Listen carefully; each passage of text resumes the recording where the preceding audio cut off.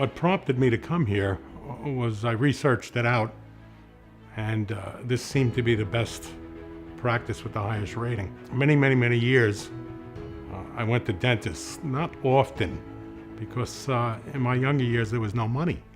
So I'd go every few years, and I'd get some fillings and cleanings, but over time, over many years, I always ground my teeth.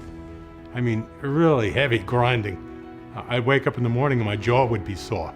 Ground down to little nubs. I said, I got to do something about this. I came in, they did all the x-rays and the testing and the looking, and explained to me what they thought I should do. Explaining what's going on. We're going to do this, then we're going to do that, and then you're going to have to wait this amount of time. And the procedure was a lot easier than I thought it was going to be.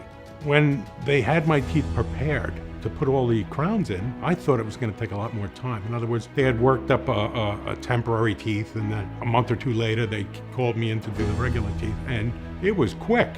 Within a couple of days, everything was done. It was all explained to me, I mean, in great detail, but they were always professional, always nice, always, they gave the impression of actually caring what was happening. It's not just a 9-to-5 thing.